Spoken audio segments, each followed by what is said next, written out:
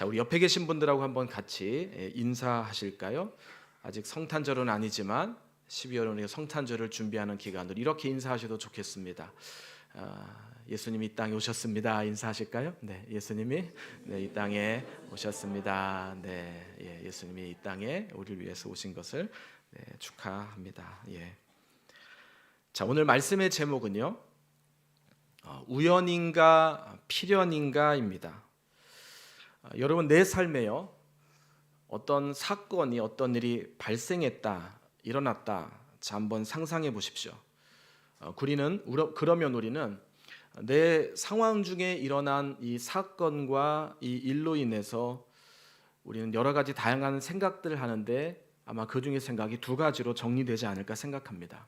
첫 번째는 이것은 우연이다. 그렇겠죠? 자, 그런가 하면 또 하나는 아니야. 이것은 우연인 것 같지만 어떤 이유, 목적이 있는 우연을 가장한 필연이다. 여러분, 필연이란 말은 어떤 분명한 목적이 있는 것을 전제하는 단어가 아니겠습니까? 자, 그런데요, 성경적 관점에서 우리에게 일어나는 모든 일들은 반드시 우연인 것을 가장하지만 필연이라는 사실을 아십니까? 자, 예를 들어 볼까요? 자, 우리가 길을 가는데 실제적인 예죠. 어떤 나무가 쓰러졌어요.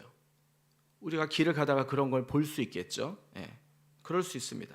근데 그 나무가 쓰러져 있는 이유를 우리는 몇 가지 추론할 수 있겠죠. 예를 들어서 토양이 지금 문제가 있어서 나무가 쓰러졌다든지, 아니면 비바람이 불었다든지, 아니면 누군가 그 나무를 쓰러뜨렸다든지. 물론 보는 우리는 전혀 그 이유를 알지 못할 때가 있습니다. 자, 그럼 우리는 그것을 우연이라고 말할 수 있겠죠. 자, 그런데 조금 다른 얘기를 해볼게요. 하늘을 보니까 하늘에 구름이 점점 몰려듭니다. 그리고 그 구름이 점점 짙어져요. 새카매져요.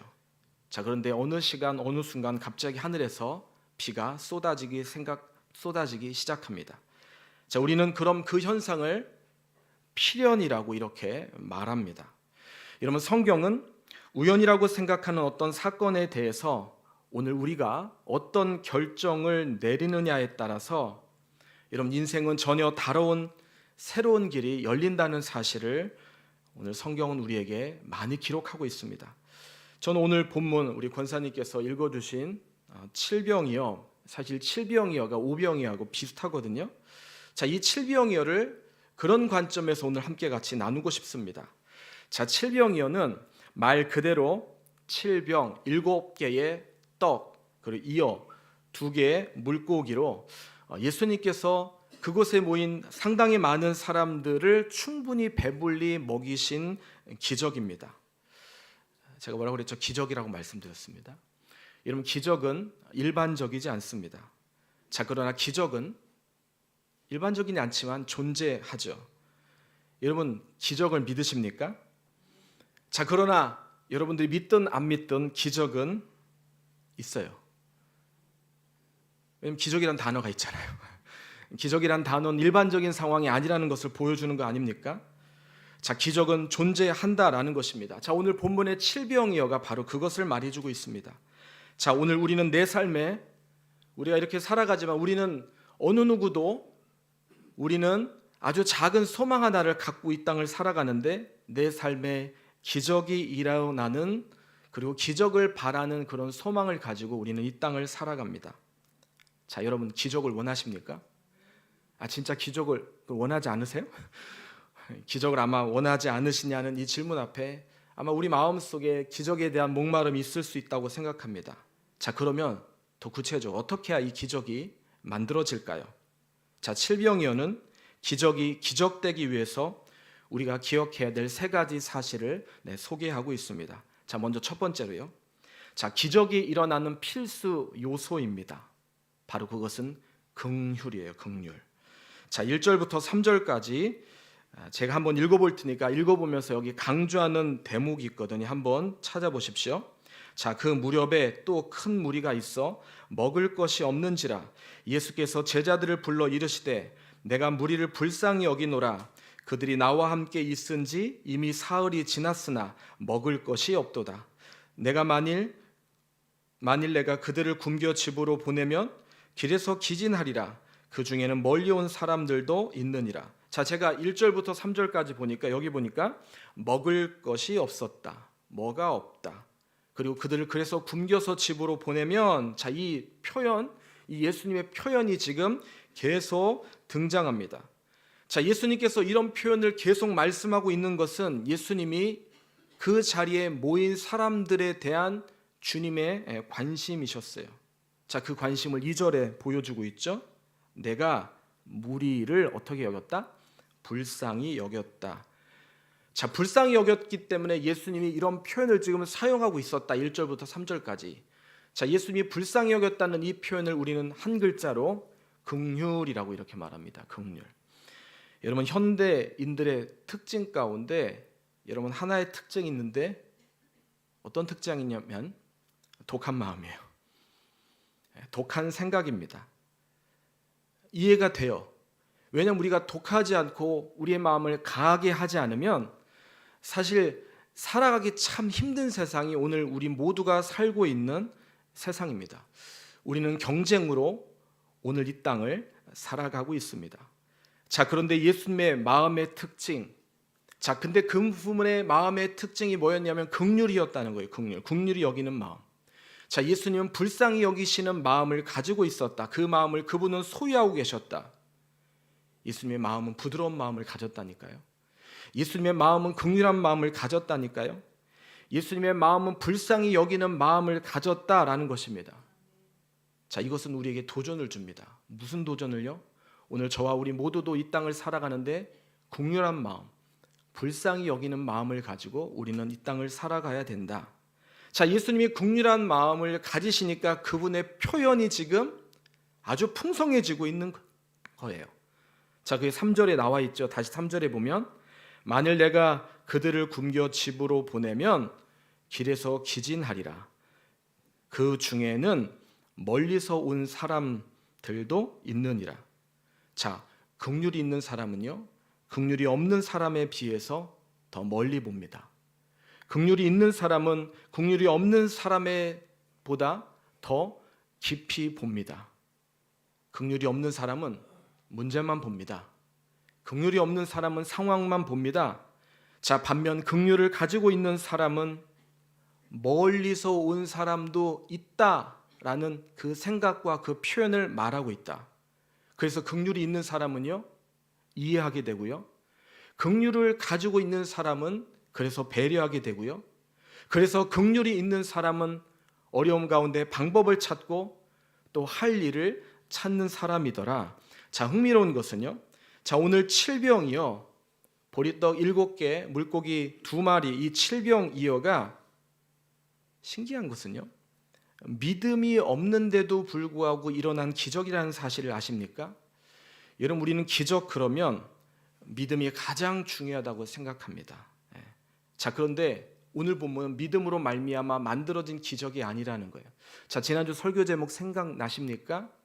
지난주 제가 승리의 이유는 믿음 때문입니다라는 말씀을 드렸어요. 자, 그런데 기적이 일어났다면 그 기적은 믿음도 있어야 되지만 어떤 때는 주님이 우리를 긍휼히 여기시기 때문에 만들어진 기적이 있더라는 것입니다. 그래서 믿음이 중요하지만 더 중요한 것은 주님이 긍휼히 여기면 역사는 일어나는 거예요. 하나님의 놀라운 뜻은 만들어지는 것입니다. 자, 한 해를 마무리하는 오늘 우리의 모습에 이 예수님의 긍휼의 역사와 은혜가 우리가 처해 있는 우리 가정, 우리의 사업장, 우리가 다니는 직장, 또 교회 위에 이 긍휼의 은혜가 있길 예수님의 이름으로 소망합니다. 자, 기적의 필수 요소 긍휼. 자, 두 번째로요. 자, 그런데 이 기적을 방해하는 요소도 있는 것을 우리는 봅니다. 자, 그게 뭐냐면 두 번째입니다. 바로 그게 의심입니다. 의심. 자, 예수님께서 이 긍휼을 가지고 제자들에게 이 긍휼이 너희에게 있어야 돼라고 예수님이 그래서 요구하셨어요. 무슨 요구를 하셨냐면 너희들이 무리를 그냥 돌려보내지 말고 너희들이 가지고 있는 것을 좀 보태면 좋겠다. 자, 근데 이때 제자들이 뭐라고 반응하는지 우리가 아까 3절까지 봤으니까 자, 우리 4절 한번 읽으실까요? 4절 읽습니다. 시작. 제자들이 대답하되 이 광야 어디서 떡을 얻어 이 사람들로 배부르게 할 수 있으리까? 자, 쉽게 말해서 이 말이겠죠. 현실과 이상은 달라요, 주님. 예, 이해됩니다. 제자들이 이렇게 반응하는 건 너무나 지극히 정상적인 반응이에요. 맞아요. 그들에게는 예수님 옆에 모인 수많은 무리를 돌보고 섬길 어떤 그런 힘이 없었어요. 자, 그런데 그런 상황에서 예수님께서 재차 제자들에게 말씀하십니다. 자, 그 다음 5절입니다. 자, 같이 읽으실까요? 또 시작. 예수께서 물으시되 너희에게 떡 몇 개나 있느냐? 이르되 7이로소이다 하거늘. 자, 그러니까 물었어요. 그러니까 제자들이 가지고 있는 고작 몇 개요? 7개. 7개밖에 없는 거예요. 자, 7개로 무슨 저 수많은 무리를 먹일 수 있겠습니까? 이것은 숫자적으로 계산적으로 불가능한 일입니다. 이런 우리는요, 숫자에 민감합니다. 이런 우리는요, 우리가 가진 양에 그렇지 않은 것 같지만 민감할 수밖에 없고 또 그것을 중요하게 여길 수밖에 없습니다. 여러분, 오늘 우리의 무기는 그래서 경험 아닙니까? 경험만큼 가장 중요한 것이 어디 있겠습니까? 자, 그런데 오늘 본문을 보자고요. 다 알겠는데 지금 예수님께서 지금 말씀하신 것은 너희들이 무엇을 할 수 있느냐라고 물으신 게 아니라는 것입니다. 자, 이것을 우리 놓치시면 안 됩니다. 자, 지금 주님이 말씀하고 있는 것은 너희들이 어떤 것을 할 수 있겠느냐라고 얘기하신 게 아니라 너희들이 지금 무엇을 가지고 있느냐를 말씀하셨어요. 너희들이 지금 어떤 상태이냐라고 그들의 현재를 지금 예수님이 체크하고 계신다라는 거예요. 너희에게 떡 몇 개가 있느냐? 다 쉬운 말로 이 말이 어떤 의미가 있겠습니까? 너희들에게 지금 떡이 만약에 한 개만 있어도 괜찮다. 떡이 한 개여도 걱정할 필요 없다. 이것이 아니겠습니까? 자, 우리는 상식으로 이것을 도저히 이해할 수 없는 예수님입니다. 네. 자, 그래서 다시 한번 앞에 4절을 볼까요? 제자들이 그렇게 표현하고 있죠. 예수님, 도대체, 자, 읽겠습니다. 시작. 이 광야 어디서 떡을 얻어 이 사람으로 배부르게 할 수 있으리까? 자, 맞는 말이에요. 맞는 말. 자, 그런데 아세요? 뭘 아냐고 제가 얘기했냐면 이들은 이렇게 말하면 사실 안 돼요. 왠지 아세요? 자, 오늘 본문이 아까 우리 권사님 헷갈려서 10장을 읽으셨는데 8장인데 그 본문이 마가복음입니다. 근데 마가복음 2장 앞에 6장이 어떤 일이 있었냐면 6장 30절에 오늘 이 칠병이와 비슷한 또 하나의 사건이 있었어요. 바로 그게 오병이어예요. 오병이어는 떡 5개와 물고기 2마리로 5,000명을 먹이신 사건. 오늘 본문은 4,000명을 먹였거든요. 자, 그 사건을 이미 제자들이 자기의 손에서 경험했던 이후에 2장 뒤에 일어난 일이거든요. 자, 이렇게 얘기하면 제자들 이렇게 얘기할 수 있습니다. 아, 주님, 그때는 그때고요. 그때는 그럴 수밖에 없는 그때 나름대로의 상황이 있었고요. 자, 근데 지금은 그때랑은 다른 상황이 아닙니까? 자, 그렇게 얘기할 수 있어요. 여러분, 근데 그게 문제일 수 있고 우리가 해결해야 될 부분일 수 있다는 것입니다. 아니, 어떻게 제가 또 이렇게 얘기하는 상황에 우리 중에 그런 마음을 가지실 수 있습니다. 아니, 목사님 언제까지 허망한 믿음만 붙잡고 그렇게 앞으로 나아가시고 사시겠습니까? 이성적으로 접근하셔야죠. 아니, 우리 중에 신앙 있는 분들에게 당신 왜 그래? 정신 차려. 그거는 불가능한 거야 라고 얘기할 수 있습니다. 자, 그런데 여러분, 하나님의 역사, 성령의 역사는 성경 안에서만 일어나는 역사, 기적이 아니라 오늘 우리 가운데도 얼마든지 그 일이 일어나고 있는 것을 여러분 믿으십시오. 또 그 일이 있는 것을 우리는 알고 있습니다. 단 근데 거기엔 조건이 있어요. 예수님께서 불쌍히 여기실 때 그 일이 일어나는 거예요. 예수님이 불쌍히 여기시면 그 일은 만들어진다. 자, 내 생각이 일어나는 게 아니라 예수님의 생각이 이루어진다라는 거예요. 예. 믿음이 약간. 자, 그렇다면 마지막 3번째. 왜 예수님께서는 그럼 이 기적을, 오늘 본문에 있는 이 기적을 일으키셨나라는 것을 우리는 생각해 볼 필요가 있겠죠. 자, 세 번째입니다. 기적이 일어난 목적이에요. 목적. 자, 그것은요, 하나님의 나라예요. 하나님 나라의 확장입니다. 자, 제가 아까도 잠깐 말씀드렸지만 오늘 본문 칠병이어가 기록된 마가복음, 이 마가복음은요 실제로 16장밖에 안 됩니다. 자, 그래서 초기 신학자들은요 이 마가복음을 가리켜 마태, 누가, 요한이 이 마가복음을 쓰는 데 있어서, 다시 말씀드릴게요. 그러니까 마가가 마태, 누가, 요한의 이 복음서를 참고해서 이 마가복음을 썼다. 그래서 사건들이 굉장히 빠르게 지나가고 그래서 요약했기 때문에 16장까지밖에 안 된다라고 그렇게 생각했어요. 자, 그런데 그랬던 모든 학자들이 조금 더 이 마가복음을 연구해 보니까 놀라운 사실을 발견하는데, 다른 복음서에는 전혀 없는 일들이 이 마가복음에는 아주 빠른 속도 16장밖에 안 되는데 그것을 소개하고 있고 적고 있다라는 것입니다. 자, 그러니까 그들의 생각이 다 뒤집어졌어요. 자, 그래서 오늘날 모든 학자들의 일반적인 공통적인 생각은 마태, 누가, 요한이 오히려 마가복음을 참고해서 오히려 복음서를 썼다. 그래서 마가복음은 원복음서다라는 것이 정설입니다. 자, 다시 말해서 이 마가복음 안에 있는 지금 이 칠병이어 이 사건은 아까도 제가 얘기했지만 오병이어 사건도 포함하고 있고 같은 사건이 지금 본문 안에 기록되어 있는 거예요. 그래서 학자들은 이 사건에 대해서 이렇게 말합니다. 두 사건이 비슷한 사건이지만 다른 것이 있다면 숫자의 차이일 뿐이다 라고 말하는데, 그런데 또 하나 학자들은 중요한 사실을 이 마가복음 오늘 칠병여를 통해서 발견합니다. 바로 그것은 뭐냐면 숫자의 차이뿐만 아니라 지역의 차이라는 거예요. 지역의 차이. 여러분, 이 오병이어의 장소는 어디냐면요, 예수님이 계셨던 고향 갈릴리 주변, 갈릴리 호수 주변에서 예수님께서 유대인들을 대상으로 해서 이 일을 이루신 사건이라면, 오늘 이 칠병이어는 예루살렘에서 한참 멀리 떨어진 유대인들이 진입하지 않는 이방인들이 살고 있는 데가볼리 지역에서 일어난 사건이거든요. 다시 말하면 오병이어는 유대인들 대상으로 예수님께서 그 모인 무리들을 아주 풍성하게 만든 사건이라면, 이 칠병이어는 이방인을 대상으로 한 기적이다라는 것입니다. 자, 이 차이를 좀 더 우리가 이해하기 쉽게 예를 한번 들어볼까요? 여러분, 두 자녀가 있습니다. 한 자녀는 건강해요. 자, 그런데 또 다른 자녀는 핸디캡이 있어요. 자, 부모가 이 두 자녀를 볼 때 부모의 사랑은 똑같습니다. 자, 그런데 부모의 마음에 노심초사하며 애타게 안타까운 마음을 가진 자녀가 있다면 아마 그것은 핸디캡을 가지고 있는 자녀일 거예요.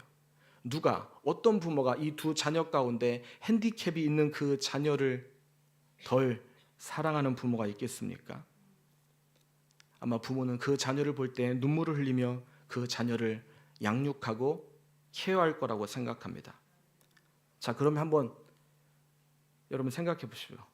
우리 하나님이 어떤 대상, 어떤 사람들에게 하나님은 긍휼한 마음을 더 많이 갖고 계실까? 답은 제가 말하지 않아도 아시겠죠. 우리 하나님의 마음이 어디 있는 걸 여러분들 잘 아실 것입니다. 우리 예수님의 관심은 여러분 우리지만 아직도 예수님을 모르고 이 땅에 살아가는 저 안타까운 영혼들을 향해 있다는 사실을 아십니까? 우리가 그분들 만나서 대화해봐도 답답하잖아요. 그런데 우리 주님은 아직도 돌아오지 않는 그들을 향해서 얼마나 긍휼한 마음, 애타는 마음을 가지고 우리 주님이 서 계신지 오늘 이 칠병이어의 이 본문은 우리로 하여금 생각하게 합니다. 여러분, 그래서 주님은요 아셔야 될 게 있는데, 지금도 이 지구촌 곳곳에 아직도 예수를 알지 못해서 죽어가는 사람, 하나님 없이 자기 힘으로, 세상의 힘으로 살아가는 그런 사람들을 구원해 주기 위해서 지구촌 곳곳에 자신의 몸을 심어놓은 곳이 계신데, 여러분 바로 그게 교회예요. 교회. 너희가 이 사람들을 위해서 먹을 거를 주라. 나도 살아야 되죠. 나도 살아가야 합니다. 자, 그러나 주님이 오늘 저와 여러분에게 요구하시는 것이 있다면 너희는 먼저 그의 나라와 그의 의를 구하라. 그리하면 너에게 모든 것을 더해 주시겠다. 말씀을 정리할게요. 자, 오늘 이 칠병이어 이 본문은요, 예수님께서 오병이어와 동일하게 지금 제자들의 손에서 이 일이 일어나게 하시는 것을 아십니까? 자, 그 다음 6절 제가 읽을 테니까 7절을 읽어주십시오. 자, 예수께서 무리를 명하여 땅에 앉게 하시고 떡 7개를 가지사 축사하시고 떼어 제자들에게 주어 나누어 주게 하시니 제자들이 무리에게 나누어 주더라. 시작. 축복하시고 명하사 이것도 나누어 주게 하시니. 자, 어떤 의미가 느껴지세요? 저는 이렇게 느껴져요. 너 또 경험했지? 너 지금 또 보고 있는 거야. 너 지금 체험하고 있는 거야. 주님이 오늘 우리에게 요구하시는 것은 의심하지 않고 하나님의 구원을 보라. 자, 그리고 그 결과가 어떻게 됩니까? 8절에 보니까 배불리 먹고 남은 조각 7 광주리를 거두었으며, 무슨 말이에요? 다 만족했다는 거예요. 거기 모인 모든 사람들이 다 만족하고 어느 누구도 하나 아, 그래, 이거네, 이 방법이네 라고 그렇게 다 하나님 앞에 만족을 경험했다라고 하면서 오늘 본문의 스토리가 끝나고 있습니다. 자, 모임 모두가 만족했다면 이것이 진정한 체험의 역사가 아닙니까? 나를 믿는 자는 그 배에서 생수의 강이 흘러넘치리라 하신 말씀이 기억됩니다. 여러분, 오늘 우리에게 무엇이 필요합니까? 아니, 여러분, 오늘 어떤 것이 여러분에게 있으셔야 합니까? 내가 다른 사람하고 비교하고 생각했을 때 내가 가지지 못한 것 때문에 혹시 낙심하며 절망하며 힘들어하는 분은 없으십니까? 오늘 내가 내 자신을 볼 때 초라하다고 느끼십니까? 자, 근데요, 초라한 그거죠. 비교하지 마세요. 그것이 하나님의 손에 들려지면 기적은 일어나는 거예요. 긍휼의 은혜가 하나님의 그 기적을 일으키는 거예요. 하나님의 나라를 하나님이 확장시켜 나가시는 게 하나님의 뜻이기 때문에요. 이 하나님의 나라를 소유하십시오. 이 하나님의 나라를 품으십시오. 이 나라를 가지십시오. 이 나라를 확신하십시오. 오늘 우린 이 나라를 가지셨습니까? 오늘 우린 이 나라를 기대하십니까? 이 나라를 우리의 인생 가운데, 우리 주변 가운데 펼쳐 가십니까? 오늘 그 은혜가 우리 모두에게 있으시길 예수님의 이름으로 축복합니다. 오늘 제가 말씀을 나누면서 같이 좀 부르고 싶은 찬양이 주가 일하시네요. 주가 일하시네. 근데 여기 보니까 뭐 중간에 좀 불편한 단어도 있는데, 아니에요. 주가 일하세요. 근데 그게 성경적인 부분이에요. 하나님 반드시 일하십니다. 자, 우리 찬양을 같이 부른 다음에 우리 함께 같이 하나님이 어떤 일을 하시는지 보시자고요. 자, 그것을 보는 저 우리 모두가 되시기를 소망합니다. 우리 믿음으로 이 찬양으로 선포하시겠습니다. 날이 저물어 갈 때, 빈들에서 걸을 때, 그때가 하나님의 때, 내 힘으로는 안 될 때, 빈손으로 걸을 때, 내가 고백해 여호와 이래. 우리 모인 이곳에 주님 함께 계시네. 우리 모인 이곳에 주님 함께 계시네. 누리네 아버지 은혜, 누리네 아버지 은혜. 적은 떡과 물고기, 내 모든 것을 드릴 때, 모두 고백해 여호와 이래. 주가 일하시네.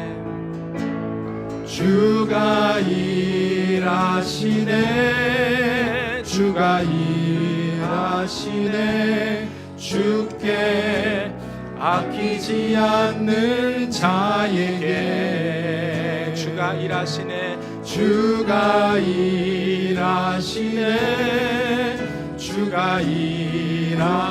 신뢰하며 걷는 자에게, 우리 다 자리에서 일어나셔서 주가 일하시네 다시 한번 찬양합니다. 주가 일하시네. 주가 일하시네. 주께 아끼지 않는 자에게 주가 일하시네. 주가 일하시네. 신뢰하며 걷는 자에게.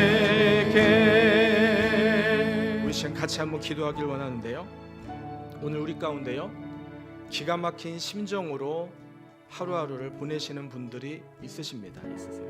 네. 매일 성경으로 계속 우리가 큐티를 묵상하지 않습니까? 저도 욥기를 다시 묵상하는데 이 욥의 이 괴로움과 아픔이 얼마나 깊이 제 마음속에 들어오는 시간들을 경험하는지 모릅니다. 근데 여러분 아십니까? 욥은요 우리가 아니에요. 욥은 나의 억울함이 아닙니다. 거기에 등장하는 욥은요 예수님이에요.